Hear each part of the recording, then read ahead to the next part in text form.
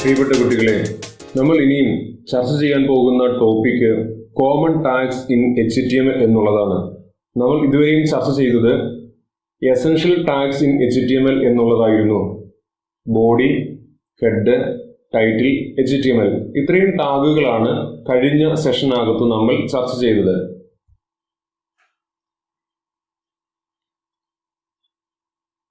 ആദ്യം നമ്മളിവിടെ ചർച്ച ചെയ്യാൻ പോകുന്നത് ഹെഡിങ് ടാഗ്സ് ആണ്. നമുക്കറിയാം, സാധാരണ ഒരു പേജൊക്കെ ചെയ്യുമ്പോൾ ഹെഡിങ് ടാഗുകൾ നമ്മൾ ഉപയോഗിക്കേണ്ടി വരുന്നത് ഹെഡുകൾ ചെയ്യാൻ വേണ്ടിയാണ്. ഒരു പേജിനകത്ത് ഇവിടെ ഇപ്പോൾ വെബ് ടെക്നോളജി എന്ന് കൊടുത്തിട്ടുണ്ട്, ഹെഡിങ് ടാഗ്സ് എന്ന് കൊടുത്തിട്ടുണ്ട്. ഇത് രണ്ടും നോർമൽ ലെറ്ററിന്റെ ടെക്സ്റ്റ് സൈസിൽ നിന്ന് വ്യത്യസ്തമായിട്ടാണ് വന്നിരിക്കുന്നത്.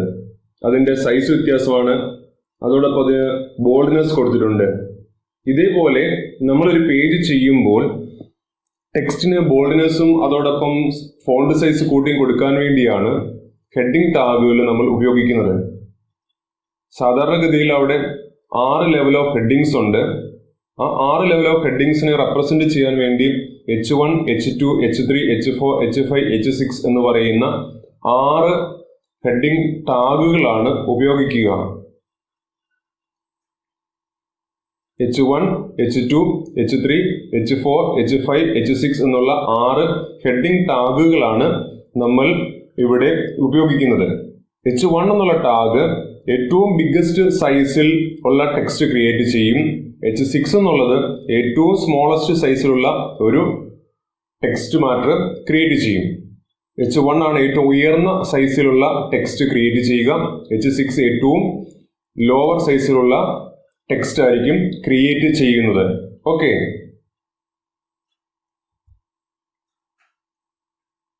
ഇവിടെ ഒരു സാമ്പിൾ HTML കോഡ് എഴുതിയിരിക്കുകയാണ്.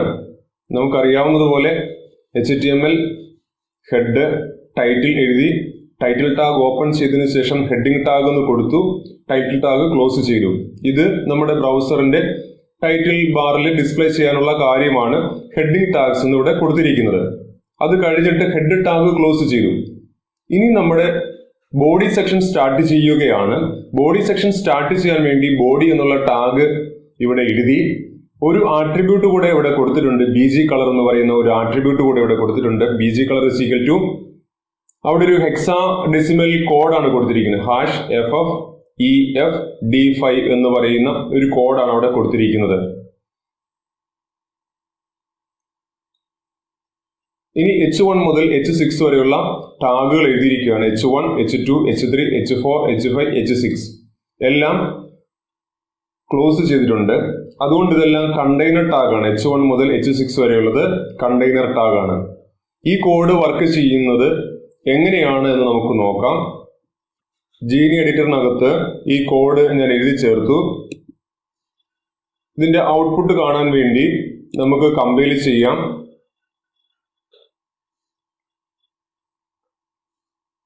H1 എന്ന് പറയുന്ന ടാഗാണ് ആദ്യം എഴുതിയിരുന്നത്. This is a heading type 1 എന്ന് കൊടുത്തത് ഏറ്റവും ഉയർന്ന സൈസിൽ കിട്ടി. രണ്ടാമത് H2 എന്ന് പറയുന്ന ടാഗാണ് കൊടുത്തിരിക്കുന്നത്. ദിസ് ഈസ് ഹെഡിങ് ടൈപ്പ് 2 എന്ന് വന്നിരിക്കുന്നു. അടുത്ത this is heading type 3, H3 കൊടുത്തതാണ്. H4, H5, H6 ആണ് ഏറ്റവും അവസാനം എഴുതിയത്. ദിസ് ഈസ് ഹെഡിങ് ടൈപ്പ് 6 എന്ന് കൊടുത്തിരിക്കുന്ന H6 വെച്ച് എഴുതിയിരിക്കുന്നതാണ്. ഏറ്റവും ഉയർന്ന സൈസിലുള്ള ടെക്സ്റ്റ് മാറ്റർ കിട്ടിയിരിക്കുന്നത് H1 എന്ന് പറയുന്ന ഹെഡിങ് ടാഗ് കൊടുത്തതാണ്. ഏറ്റവും കുറഞ്ഞ സൈസിൽ വന്നിരിക്കുന്നത് H6 എന്ന് പറയുന്ന ഹെഡിങ് ടാഗ് കൊടുത്തിരിക്കുന്നതാണ്. ഓക്കെ, ഇത് മനസ്സിലായി കാണുമെന്ന് കരുതുന്നു. നമുക്കിനിയും മറ്റൊരു കാര്യം മനസ്സിലാക്കാനുള്ളത്, നേരത്തെ ബോഡി ടാഗും HTML ടാഗും പറഞ്ഞതുപോലെ H1 മുതൽ H6 വരെയുള്ള ടാഗുകൾക്കെല്ലാം ഒരു ആട്രിബ്യൂട്ട് ഉണ്ട്. അലൈൻ എന്ന് പറയുന്നതാണ് ആട്രിബ്യൂട്ടിന്റെ പേര്. H1 മുതൽ H6 വരെയുള്ള എല്ലാ ടാഗുകൾക്കും കോമൺ ആയിട്ട് വരുന്ന ഒരു ആട്രിബ്യൂട്ട് ആണ് അലൈൻ എന്ന് പറയുന്നത്. ഇതിന് 3 വാല്യൂസ് ആണ് വരിക: left, right, centre. Text matter align ചെയ്യപ്പെടേണ്ടത് ലെഫ്റ്റ് സൈഡിലാണെങ്കിൽ ലെഫ്റ്റ് എന്ന് കൊടുക്കും, റൈറ്റ് സൈഡിലാണെങ്കിൽ റൈറ്റ് എന്ന് കൊടുക്കും. സെൻട്രലൈസ്ഡ് ആയിട്ടാണ് ടെക്സ്റ്റ് മാറ്റേഴ്സ് അലൈൻ ചെയ്യേണ്ടതെങ്കിൽ സെന്റർ എന്നുള്ള വാല്യൂ ആയിരിക്കും നമ്മൾ അവിടെ കൊടുക്കുക.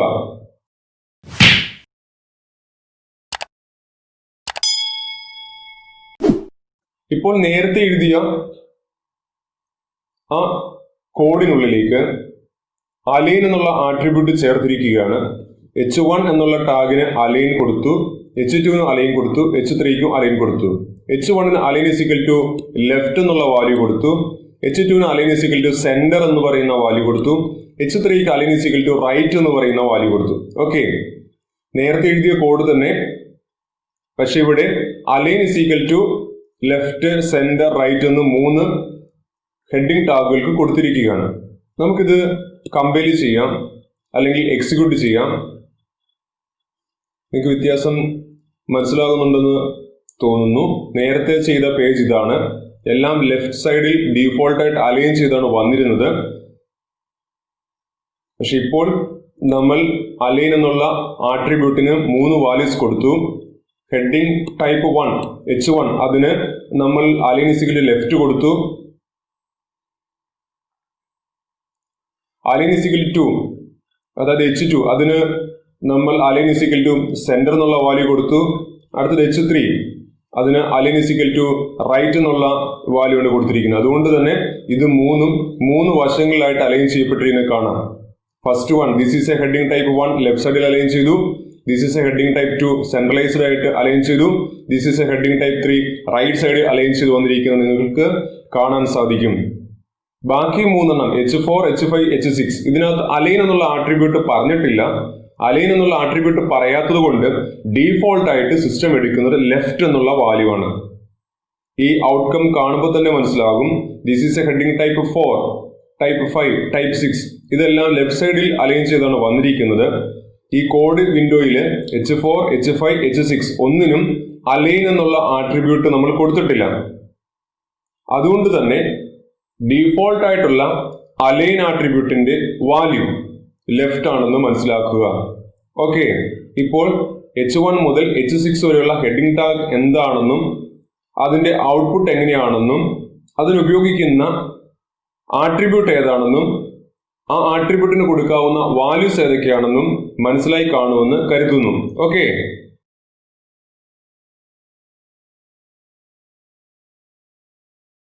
ഇനി നമുക്ക് അടുത്ത ഒരു ടാഗ് പരിചയിക്കാം. പി ടാഗ് ആണ്. പാരഗ്രാഫ്സ് ക്രിയേറ്റ് ചെയ്യാൻ വേണ്ടി ഉപയോഗിക്കുന്ന ടാഗാണ് പി എന്ന് പറയുന്ന tag. The tag enables us to organize the text within the body tag into paragraphs. നമ്മുടെ വെബ് പേജിനകത്തുള്ള കണ്ടന്റ്സിനെ പാരഗ്രാഫ് ആയിട്ട് അറേഞ്ച് ചെയ്യാൻ ഉപയോഗിക്കുന്ന ടാഗാണ് P. The paragraph element begins with the p tag and ends with /p tag. Paragraph start ചെയ്യുന്നത് p ടാഗിലും end ചെയ്യുന്നത് /p എന്ന് പറയുന്ന ടാഗിലും ആയിരിക്കും. ഇതിനും ഒരു ആട്രിബ്യൂട്ട് ഉണ്ട്. പി എന്ന് പറയുന്ന ടാഗിനും ഒരു ആട്രിബ്യൂട്ട് ഉണ്ട്. ആ ആട്രിബ്യൂട്ട് അലൈൻ എന്നുള്ള ആട്രിബ്യൂട്ട് ആണ്. h1 മുതൽ h6 വരെയുള്ള ടാഗുകൾക്ക് നമ്മൾ കണ്ടതുപോലെ അലൈൻ എന്ന് പറയുന്ന ആട്രിബ്യൂട്ട് ആണ് പാരഗ്രാഫ് ടാഗിന് ഉള്ളത്. അതിന്റെ വാല്യൂസ് ലെഫ്റ്റ്, റൈറ്റ്, സെന്റർ. അത് കഴിഞ്ഞിട്ട് പുതിയൊരു വാല്യൂ കൂടെ ഇവിടെ വരും, ജസ്റ്റിഫൈ.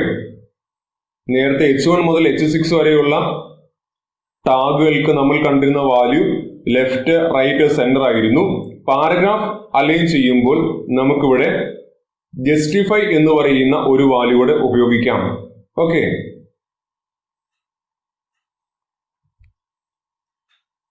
ഇവിടെ ഒരു എക്സാമ്പിൾ പ്രോഗ്രാം സ്ക്രീനിൽ നിങ്ങൾക്ക് കാണാൻ സാധിക്കും.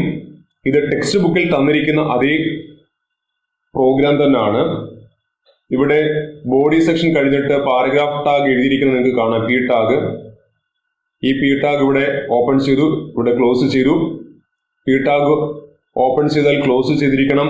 അതുകൊണ്ട് പി ടാഗ് ഒരു കണ്ടെയ്നർ ടാഗ് ആണ്. ഇവിടെ വീണ്ടും പി ടാഗ് ഓപ്പൺ ചെയ്യുന്നുണ്ട്, അതിവിടെ ക്ലോസ് ചെയ്തു. അടുത്ത സെക്ഷൻ വീണ്ടും ഇവിടെ ഓപ്പൺ ചെയ്തു, അതിനുശേഷം ഏറ്റവും അവസാനം ഇവിടെ ക്ലോസ് ചെയ്യുന്നുണ്ട്. ഓക്കെ, ആദ്യത്തെ തവണ പി ടാഗിന് പ്രത്യേകിച്ച് ആട്രിബ്യൂട്ട്സ് ഒന്നും യൂസ് ചെയ്തിട്ടില്ല. രണ്ടാമത്തെ തവണ പാരഗ്രാഫ് എഴുതുമ്പോൾ അവിടെ അലൈൻ ഇസിക്കൽ ടു റൈറ്റ് എന്നൊരു വാല്യൂ കൊടുത്തിട്ടുണ്ട്. മൂന്നാമത്തെ പാരഗ്രാഫ് സ്റ്റാർട്ട് ചെയ്യുമ്പോൾ അലൈൻ ഇസിക്കൽ ടു ജസ്റ്റിഫൈ എന്ന് പറയുന്ന വാല്യൂ കൊടുത്തിട്ടുണ്ട്. ഇതൊക്കെ എങ്ങനെയായിരിക്കും വരുന്നത്, ഇതിന്റെ ഔട്ട്പുട്ട് എങ്ങനെയായിരിക്കും എന്ന് നമുക്കൊന്ന് ജീനി എഡിറ്ററിൽ ഈ കോഡ് ടൈപ്പ് ചെയ്ത് നോക്കാം. ഓക്കെ, ജീനി എഡിറ്ററിൽ ആ സ്ക്രീനിൽ കണ്ടിരുന്ന അതേ കോഡ് എഴുതി ചേർത്തിരിക്കുകയാണ്. ഞാനിവിടെ പാരഗ്രാഫ് ടാഗുകളെല്ലാം ഒഴിവാക്കി. ഇവിടെ ഇപ്പോൾ പാരഗ്രാഫ് ടാഗുകളൊന്നും കൊടുത്തിട്ടില്ല, അല്ലെങ്കിൽ പി ടാഗ് ഒന്നും കൊടുത്തിട്ടില്ല. അപ്പൊ നമ്മുടെ ഔട്ട്പുട്ട് എങ്ങനെയായിരിക്കും?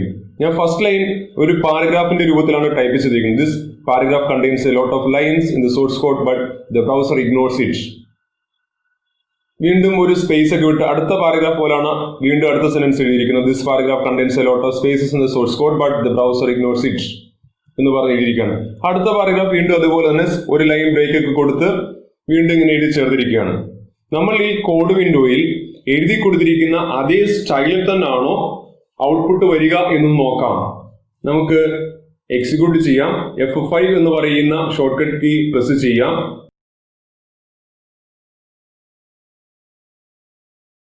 നമ്മൾ ആഗ്രഹിച്ചത് ഈ രീതിയിലുള്ള ഒരു ഔട്ട്പുട്ട് അല്ല. നമ്മൾ ആഗ്രഹിച്ചത് ഈ കോഡ് വിൻഡോയിൽ കൊടുത്തിരിക്കുന്ന പോലെ ഫസ്റ്റ് ലൈൻ വരണം, ഇനി അടുത്തത് വീണ്ടും അടുത്തൊരു പാരഗ്രാഫായിട്ട് തിരിഞ്ഞു വരണം, വീണ്ടും മൂന്നാമതൊരു പാരഗ്രാഫ് വരണം.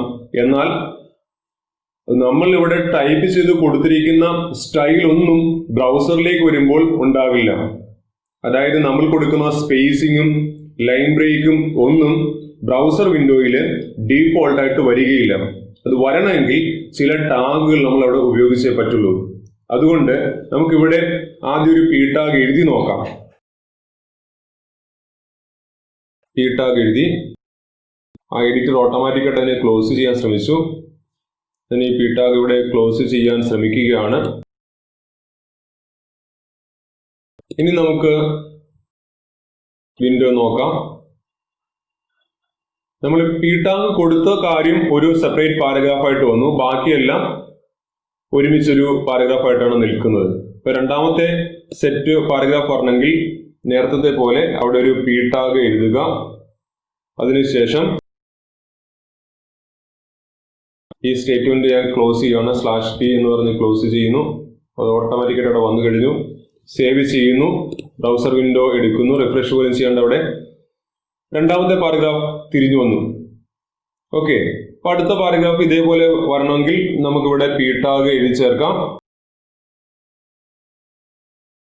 ഏറ്റവും അവസാന ടാഗ് ക്ലോസ് ചെയ്യാം. ഓക്കെ, അപ്പൊ ഇത് നെറ്റ് എഫക്റ്റിൽ വന്നിട്ടുണ്ടാകും ബ്രൗസർ വിൻഡോയിൽ. ഓക്കെ, 3 പാരഗ്രാഫ് തിരിഞ്ഞു വന്നിട്ടുണ്ട്. ഇനി നമുക്ക് അറിയാനുള്ള ഒരു കാര്യം അലൈൻ എന്ന് പറയുന്ന ആട്രിബ്യൂട്ട് ആണ്. അതിന്റെ വാല്യൂസ് എങ്ങനെ കൊടുക്കും? Align is equal to left. Align is equal to left എന്നൊരു വാല്യൂ ഞാൻ ഇവിടെ കൊടുക്കുകയാണ്. സിംഗിൾ വേർഡ് ആകുമ്പോൾ ഡബിൾ കോട്ട്സോ സിംഗിൾ കോട്ട്സോ ഒന്നും കൊടുത്തില്ലെങ്കിലും കുഴപ്പമൊന്നുമില്ല. ഓക്കെ, ഇപ്പൊ മൂന്നാമത്തെ പാരഗ്രാഫിനെ ലെഫ്റ്റ് അലൈൻ ചെയ്തിട്ടുണ്ട്. ലെഫ്റ്റ് അലൈൻ ആണ് അവിടെ നമ്മൾ ഉപയോഗിച്ചിരിക്കുന്നത്. അതുകൊണ്ട് നമുക്ക് റൈറ്റ് സൈഡ് വ്യത്യാസം വന്നിരിക്കുന്നത് കാണാൻ സാധിക്കും. ഇതിന്റെ വാല്യൂ റൈറ്റ് എന്ന് ചെയ്താൽ ഔട്ട്പുട്ടിൽ റൈറ്റ് സൈഡിൽ അലൈൻ ചെയ്ത് വന്നിരിക്കുന്നത് കാണാം. ലെഫ്റ്റ് സൈഡ് ഇപ്പോൾ അലൈൻ ചെയ്തിട്ടില്ല. നമുക്കിനി ഇവിടെ അലൈൻ എന്നുള്ള വാല്യൂ മാറ്റിക്കൊടുക്കാം. സെന്റർ എന്ന് മാറ്റിക്കൊടുക്കാം. സെന്റർ എന്ന് മാറ്റിക്കൊടുത്തിട്ട് ഞാൻ സേവ് ചെയ്യുകയാണ്. സേവ് ചെയ്തപ്പം ബ്രൗസർ വിൻഡോയിലെ റിസൾട്ട് മാറിയിരിക്കുന്ന കാണാം. ഇപ്പം ഈ കണ്ടന്റ് അലൈൻ ചെയ്യപ്പെട്ടിരിക്കുന്നത് സെന്റർ ആയിട്ടാണ്. ലെഫ്റ്റ് സൈഡും റൈറ്റ് സൈഡും അലൈൻ ചെയ്യപ്പെട്ടിട്ടില്ല. ഇനി നാലാമത്തെ വാല്യൂ, അലൈൻ എന്നുള്ള ആട്രിബ്യൂട്ടിന്റെ നാലാമത്തെ വാല്യൂ ജസ്റ്റിഫൈ ആണ്. ഇപ്പൊ എന്താണ് വ്യത്യാസം വരുന്നതെന്ന് നമുക്ക് നോക്കാം. ഞാനിപ്പോൾ പി എന്നുള്ള ടാഗിന് ആട്രിബ്യൂട്ടായ അലൈൻ ജസ്റ്റിഫൈ എന്നുള്ള വാല്യൂ കൊടുത്ത് നിർത്തിയിരിക്കുകയാണ്. സേവ് ചെയ്യുന്നു. ഇവിടെ ഈ പാരഗ്രാഫ്, മൂന്നാമത്തെ പാരഗ്രാഫിൽ വന്നിരിക്കുന്ന വ്യത്യാസം കാണാം. ഇപ്പോൾ അത് ലെഫ്റ്റ് സൈഡും റൈറ്റ് സൈഡും അലൈൻ ചെയ്യപ്പെട്ടു. അപ്പൊ നമ്മളൊരു പേജ് തയ്യാറാക്കുമ്പോൾ അതിനകത്തെ പാരഗ്രാഫ് ലെഫ്റ്റ് സൈഡും റൈറ്റ് സൈഡും ഒരുപോലെ അലൈൻ ചെയ്ത് നീറ്റായിട്ട് ഡിസ്പ്ലേ ചെയ്യണമെങ്കിൽ നമ്മൾ ഉപയോഗിക്കുന്ന വാല്യൂ ജസ്റ്റിഫൈ ആയിരിക്കും. ഒരു പാരഗ്രാഫ് എഴുതിയിട്ട് അതിന്റെ അലൈൻ ആട്രിബ്യൂട്ടിനൊപ്പം നമ്മൾ കൊടുക്കുന്ന വാല്യൂ ജസ്റ്റിഫൈ എന്ന് പറയുന്ന വാല്യൂ ആയിരിക്കും. ഓക്കെ, അത് കൊടുത്തു കഴിഞ്ഞാൽ ലെഫ്റ്റ് സൈഡും റൈറ്റ് സൈഡും ഒരുപോലെ അലൈൻ ചെയ്യപ്പെടും. നമ്മളിപ്പോൾ ചർച്ച ചെയ്തിരുന്നത് പാരഗ്രാഫ് എന്ന് പറയുന്ന ടാഗിനെ കുറിച്ചാണ്. അതിന്റെ അലൈൻ എന്നുള്ള ആട്രിബ്യൂട്ടിന് 4 വാല്യൂസ്, ലെഫ്റ്റ്, റൈറ്റ്, സെന്റർ അല്ലെങ്കിൽ ജസ്റ്റിഫൈ, ഈ 4 വാല്യൂസ് ഏതെങ്കിലും കൊടുക്കാം. അതിനു മുമ്പ് ചർച്ച ചെയ്തത് ഹെഡിങ് ടാഗുകളാണ്. ഹെഡിങ് ടാഗുകൾ 6 എണ്ണം, H1, H2, H3, H4, H5, H6, ഈ 6 ഹെഡിങ് ടാഗുകൾ. ഇതിനും ഒരു ആട്രിബ്യൂട്ട് ഉണ്ട്, അലൈൻ എന്ന് പേരായ ആട്രിബ്യൂട്ട്. അതിന് 3 വാല്യൂസ് ആണ് വരിക, ലെഫ്റ്റ്, റൈറ്റ്, സെന്റർ.